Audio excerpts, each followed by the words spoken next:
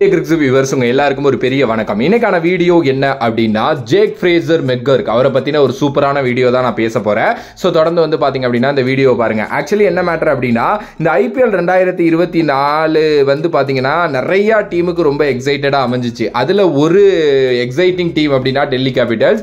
அவங்களுக்கு ஒரு எக்ஸைட்மெண்ட் பண்ணது அப்படின்னா இந்த ஜேக் ஃப்ரேசர் மெக்கர்க் தான். பொதுவாகவே டெல்லி கேபிட்டல்ஸ் மேட்ச் எல்லாம் மொக்கையா தான் இருக்கும் அப்படின்னு நம்ம நினைச்சுக்கிட்டு இருந்த நேரத்தில் ஜேக் ஃப்ரேசர் மெக்கர்க் அப்படிங்கிற ஒரு சின்ன பையன் 21 வயசு பையன் உள்ள வந்து அவன் அடிச்ச அடி இருக்கே எப்பா இன்னமும் வந்து என்னால மறக்க முடியாது. அதுவும் பும்ராவையே டேக் ஆன் பண்ணது அப்படின்னா சத்தியமா நான் எதிர்பார்க்காத ஒரு விஷயம். எஸ் நீ போட்டா நான் 4-6 தான் அடிப்பேன், பவர் பிளே மான்ஸ்டர் நானு அப்படின்னு சொல்லிட்டு அவர் காட்டிக்கிட்டே இருந்தாரு. ஜேக் ஃப்ரேசர் மெக்கர்க் உள்ள வந்ததுக்கு காரணம் வந்து பாத்தீங்க அப்படின்னா ஆப்வியஸ்லி நம்ம எல்லாருக்குமே தெரியும் ரிக்கி பாண்டிங் அவர் மேல ஒரு கண்ணு வச்சிருந்தாரு. அது மட்டும் இல்லாமல் துபாய் கேபிட்டல்ஸ் அப்படின்ட்டு டெல்லி கேபிட்டல்ஸோட இன்னொரு டீம் வந்து பாத்தீங்க அப்படின்னா அந்த UAE லீக்ல இருக்கு. அங்கேருந்து தான் இவரை பிடிச்சி உள்ள கொண்டு வந்தாங்க.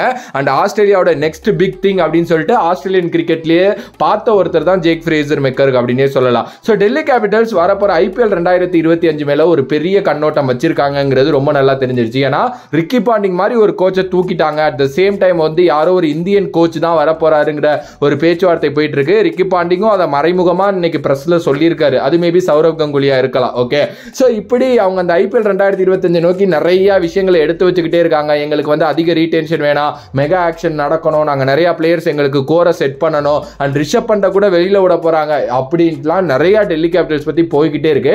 At the same time maybe Rohit Sharma வந்து ஆக்ஷனுக்குள்ள வர்றாரு அப்படின்னா அதை வந்து டெல்லி எடுக்கிறதுக்கு சான்சஸ் இருக்கு. ஆல்ரெடி டெல்லி அப்ரோச் பண்ணிட்டாங்கிற மாதிரிலாம் ஒரு சில நியூஸ் சேனல்ஸ் போட்டுக்கிட்டு இருந்தாங்க.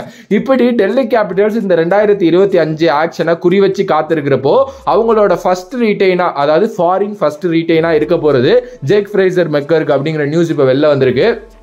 இஸ் ஆப்வியஸ்லி நம்ம எல்லாருக்குமே தெரியும் ஒரு ஃபாரின் ஆப்ஷன் அப்படிங்கிறப்போ மெக்கருக்கு அவங்க வந்து எடுப்பாங்க. அப்படி இல்லைன்னா வந்து நம்மளோட சவுத் ஆப்பிரிக்கன் பிளேயர் ஒருத்தர் அங்கே இருக்காரு, அவரை வந்து பார்த்தீங்க அப்படின்னா எடுக்கிறதுக்கு நிறைய சான்சஸ் இருக்கு. ட்ரஸ்ட் அண்ட் ஸ்டெப்ஸ் அப்படின்னு தான் எல்லாருக்குமே தெரியும். ஆனால் இப்போ வந்து அவங்க வந்து மெக்கர்க் மேலே தான் போகிறாங்க பெருசா அப்படிங்கிற மாதிரி வந்து சொல்லப்படுது. இன்கேஸ் அவர் வந்து ஆக்ஷனுக்குள்ள வந்துட்டார் அப்படின்னா அவர் வந்து சாதாரண இதுக்கெல்லாம் போவோம், அவர் 10 கோடிக்கு மேலே போயிடுவார். அதில் மாற்று கருத்தே இல்லை. ஏன்னா அந்த பையன் தான் ப்ராப்பர் T20 கிரிக்கெட் விளையாடுறான். வர்றா 4 ஓவர் 5 ஓவர் நிக்கிறான், ஈஸியா 50 ரன் அடிச்சுட்டு போயிடுறான். நான் ஒரு ஸ்டாட் சொல்லவா, இந்த 2024 IPL 9 மேட்ச் அவருக்கு வந்து வாய்ப்பு கிடைச்சிச்சு. 9 மேட்ச்ல அவர் வந்து பாத்தீங்க அப்படின்னா 330 ரன் அடிச்சிருக்காரு. Average 37, strike rate 235. அப்பா என்ன மாதிரி ஒரு இதுல விளையாண்டுட்டு போயிருக்காரு அப்படின்னு பாருங்க. இப்படிப்பட்ட ஒரு பிளேயரை அவங்க டெஃபினெட்லி விட மாட்டாங்க. ஆனா ஃபர்ஸ்ட் ஃபாரின் ரீட்டைனா பண்ண போறது வந்து ஒரு பெரிய விஷயமா தான் நான் எதிர்பார்க்கிறேன். ஆப்வியஸ்லி ஒரு 6 கோடி ரூபாய் வந்து அவருக்கு எனக்கு தெரிஞ்சு கொடுக்கிறதுக்கு வாய்ப்புகள் இருக்கு. அதுவும் இன்கேஸ் இந்த நியூஸஸ்லாம் வர்ற மாதிரி ரிஷப் பண்ட வெளியில விட போறாங்க, வேற யாரோ ஒரு புது கேப்டனை ட்ரை பண்ண போறாங்கிற அந்த சோர்ஸ்லாம் வெளில இருந்து வந்துகிட்டு இருக்குல்ல, அதுபடி பார்த்துக்கிட்டீங்க அப்படின்னா இன்கேஸ் அதெல்லாம் நடந்துச்சுன்னா இவருக்கு இன்னும் அதிகமாகவே கொடுத்து ரீட்டைன் பண்ணுவாங்க அப்படின்னு நான் நினைக்கிறேன். இப்போ உங்க எல்லாருக்குள்ளயுமே ஒரு கேள்வி வரலாம், ப்ரோ நிறுத்துங்க.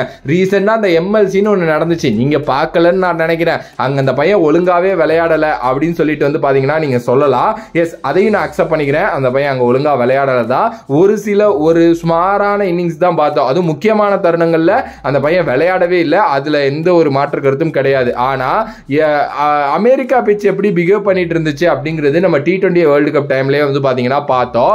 எஸ், அங்க வந்து இவரோட பேட்டிங் செல்லுபடியே ஆகாது. இவரோட பேட்டிங் என்ன தெரியுமா, ஹிட்டிங் அபிலிட்டி பயங்கரமா இருக்கு. நீங்க பால் ஸ்பீடா பேட்டுக்கு வந்துச்சுன்னா தூக்கி வெளியில அடிச்சிருவாரு. அதுல எந்த ஒரு மாற்று கருத்துமே கிடையாது. சோ அந்த பிச் அப்படி வந்து பிஹேவ் பண்ணல. அந்த பிச் அது மாதிரி பிச்சும் கிடையாது.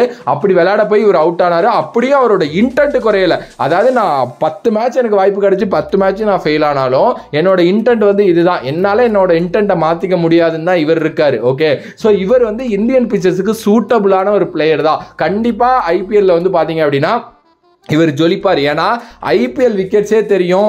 ஒரு சில விக்கெட் ஒரு எப்படி சொல்றது, ஒரு டெல்லி மாதிரி விக்கெட்டு, அதுக்கு அடுத்தபடியாக வந்து பார்த்தீங்க அப்படின்னா ஒரு சென்னை மாதிரி விக்கெட்டு. அதுலேயும் டெல்லியில் ஒரு சில பிச்சஸ் தான் அப்படி இருக்கும். ஓகே, எல்லா பிச்சும் ஸ்பின் டேர்னிங்கோ இல்லை ரொம்ப ஸ்லோவாலாம் இருக்காது. ஓகே, ஆனால் சென்னையில் முக்கால்வாசி ஒரு 3 பிச்சில் அப்படி தான் இருக்கும்னு நான் நினைக்கிறேன். ஓகே, ஒரு சில பிச்சஸ் தான் அப்படி இருக்குமே தவிர மற்ற எல்லாமே பாட்டா ட்ராக் தான். சும்மா தார் ரோடு மாதிரி இருக்கும், வச்சு அடிச்சு பிரிச்சுக்கிட்டு இருக்கலாம். அதனாலேயே இந்த பையன் மேல இன்வெஸ்ட் பண்ணுவாங்க. அதை நீங்க நல்லா தெரிஞ்சுக்கங்க. எம்எல்சி வேற, ஐபிஎல் வேற, SA20 வேற. அண்ட் அகைன் சொல்றேன், சவுத் ஆப்பிரிக்காவோட பிக் ஃபியூச்சர் அப்படிங்கிற மாதிரிலாம் எல்லாரும் சொல்லிட்டு இருக்காங்க. நெக்ஸ்ட் பிக் திங் அண்ட் அடுத்து ஒரு டேவிட் வார்னரோட இடத்தை நிரப்ப போறது இவர் தான் அப்படின்லாம் சொல்லி அவர் வந்து T20 வேர்ல்டு கப்புக்கு வந்து பாத்தீங்க அப்படின்னா இது ரிசர்வ்ல எல்லாம் எடுத்துட்டு போயிருந்தாங்க. ஓகே, அவர் டிராவல் பண்ணியிருந்தாரு. ஸோ இந்த அளவுக்கு ஒரு நல்ல நம்பிக்கை வைக்கக்கூடிய ஒரு பிளேயரை டெல்லி எடுக்கிறாங்க அப்படின்னா ஒரு சூப்பரான ஒரு விஷயம் தான் நான் சொல்லுவேன்.